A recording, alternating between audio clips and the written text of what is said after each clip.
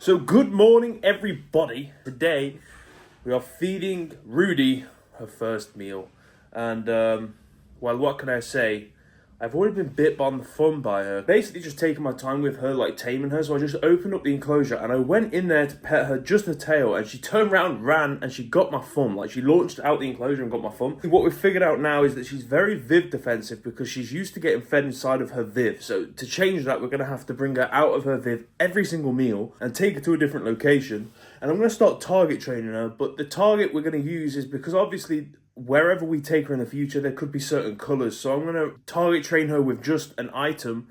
And this item is Charmander. Once she's out her enclosure, she's absolutely fine. Absolutely so friendly and really nice and just such a cool lizard. But as soon as it's just in that enclosure, she thinks it's food all the time. Spent this morning, I've already opened up the enclosure probably about 10 times. Just standing there, slowly stroking the tail, getting her used to me.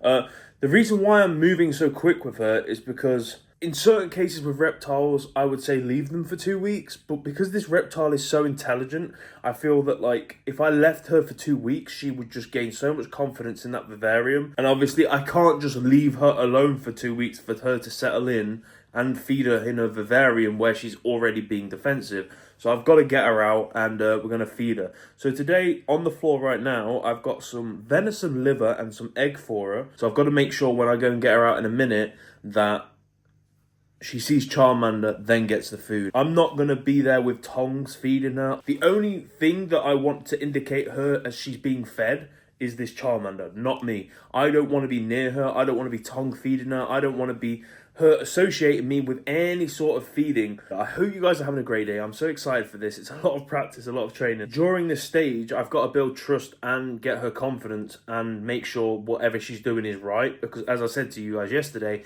I want her to be an ambassador animal for Reptile Retreat. Like I said, once she's out of the vivarium, she's so calm. Like, we had her running around the house last night. She was just taking herself anywhere. Absolutely lovely lizard. I'm so over the moon with her.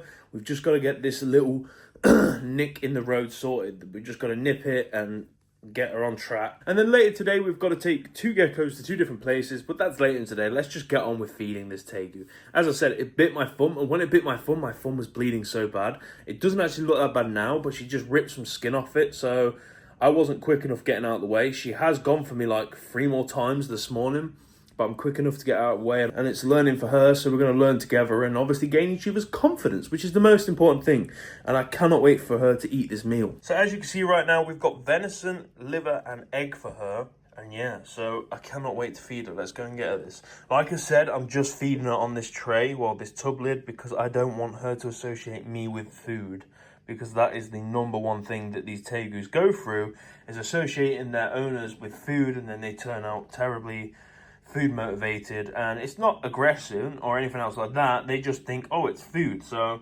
these are the steps we're gonna have to take. I've got Rudy right now. I'm pretty sure because she can smell Sky's sausage sandwich, and yeah, I think she can. So we're gonna put her on the floor. She's looking straight at it. We're gonna put her on the floor, and we are gonna see what she reacts like. See, how I want this to work is I'm gonna show her Charmander. See how she's already turning away.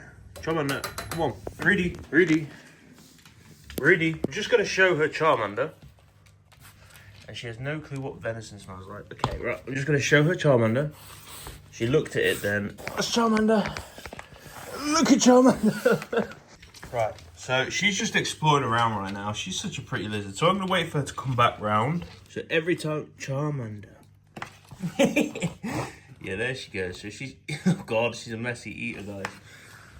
I'm going to have to clear up after this girl. And then tomorrow, after she's at this, obviously we're going to move her a room again, because we're not going to feed her in the same room ever. And later today, I'll bring her out in here as well.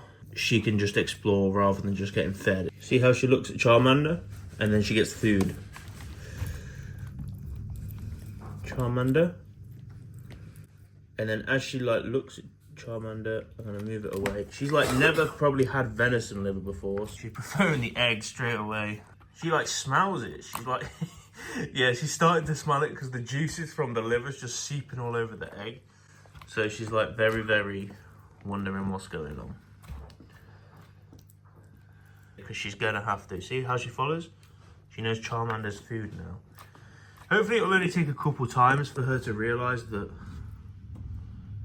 Charmander is food. She really loves egg. I'm guessing that was like what she was fed a lot of. Yeah, that's venison right there. You've got to eat the venison, girl. She can hear her phone ringing. Eat your venison. There you go. No, egg. Stop going for the egg. She just doesn't know what this smell is. I didn't actually think that this was going to be a problem. So basically what I'm doing now is showing her Charmander. And she's eating the liver now. So I'm letting her chase Charmander and liver. There you go. So she does eat it. She just wanted it in small pieces and hand fed. Because she's a queen. So I'm guessing she was obviously fed from tongs before. And she's actually really enjoying this. But you need to get off your plate, baby. Because I can't grab it.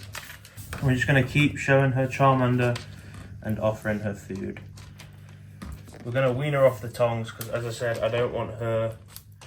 You can get it. There you go. As I said, I don't want to be in the situation when feeding her. I want her to completely eat on her own. Charmander, food.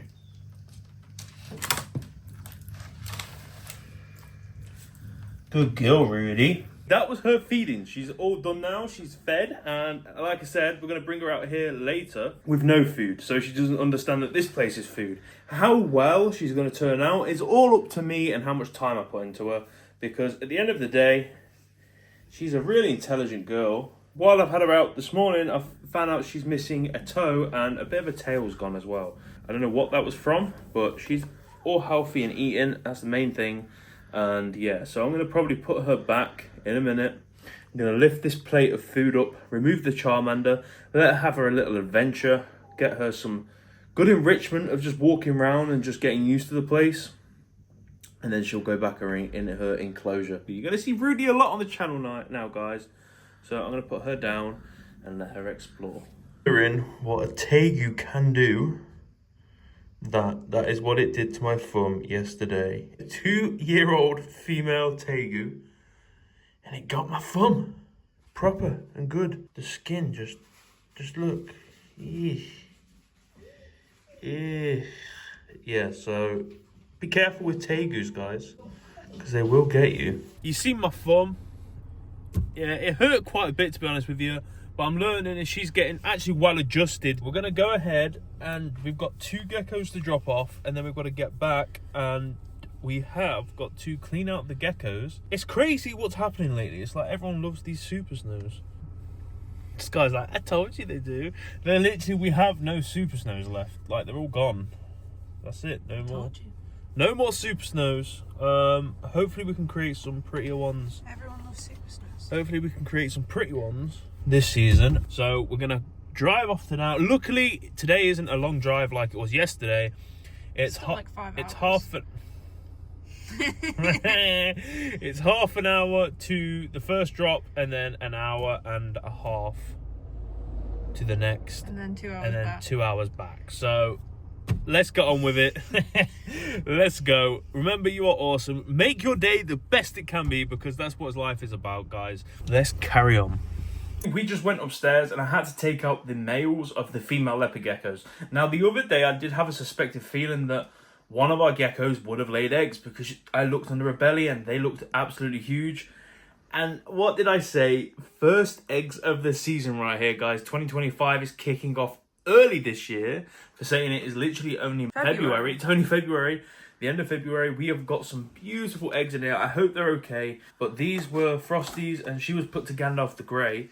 Because basically we're trying to prove out whether Gandalf the Grey and Frosty are Blizzards or Murphy's Patternless, okay? I know Frosty's Blizzard. So Frosty's definitely Blizzard, but Gandalf looks Murphy's Patternless. So these babies should come out either one of them, either pure Blizzard or Het for Murphy's Patternless and for Blizzard. And there'll be also Het for Albino. So they're going to carry a lot of genes. Even though they might look like a wild type, they're still going to be absolutely beautiful babies. And they're still going to be able to produce beautiful babies in the future. And then we've also got another female called Disa, who is literally identical to Gandalf the Grey when we breed her. And hopefully we can get some nice charcoal Murphy's Patternless. But this actually, like... And Flump is definitely Murphy's Patternless, so even if both of those produce normal clutches, we'll still get a clutch of Murphy's Patternless from Flump, which we couldn't do last year. Yeah, so like it's a win-win for us because we're either gonna get cool, beautiful wild types with great genetics, or we're gonna get visual morphs. It's a win-win. So I went up there a minute ago, and Frosty, look, there's one. There's our first egg. Oh, Is it's there been another? so many months. It feels like ages since I we've had an know. egg, and there's the other egg. Oh, Both they look healthy, healthy. both tiny and healthy. Oh my gosh. So we're gonna put these in this pre-made thing. I've just already made it up. In here is just perlite, vermiculite. Sorry, the Reptile fine grade stuff. It doesn't matter whether you get it from a garden centre or it's just I had some of this spare. You can also use perlite as well. The main thing is that you weigh this 50-50, so if you used 100 grams, you'd have to add 100 grams of water as well if you don't know what you're doing. I didn't weigh it, but the end goal is for you to squeeze it, no water come out, and it hold its shape. So this is perfect consistency right now, and these eggs are going to go in here, and it means we've got to turn on the incubator, guys. So these eggs, these delicate little baby eggs, look at these guys, look how cute they are. Tiny little baby geckos are going to come out of these within a few weeks. So we're going to put them there, and then we're going to grab the other one. Look at them. So Frosty has started off the season with them two beautiful eggs. If you do have eggs and they have cocoa fibre all over them, don't worry about it too much. This is gonna be the start of a great year, and I'm so happy that we've started off the eggs, the leopard gecko season right now in February. That's pretty early. I'm pretty sure we didn't start this early last year. No, it was like, I think it might have been the end of March. Oh, okay, so we're like a month ahead. Yeah. This year, and basically we've got some absolute bangers planned for this year. Like, really excited for this year's breeding season. I can't wait for these eggs to hatch. Baby geckos are so cute and fun, and I just can't wait for all of them to hatch, create some wild colours, and just start being a baby gecko dad again. I just can't wait for that. It feels like it's been ages since we've said, right, that was the last egg. You guys really seen does. that video. Yeah. But yeah, so that is the first clutch of the season. Many more to come. I'm going to keep you guys updated with them. This here is one of the happiest moments of a reptile owner. You know, you've put all the work in, and already at the end of February, it's already starting to pay off. Make sure you tune in tomorrow. Thank you so much for watching. I will see you next time.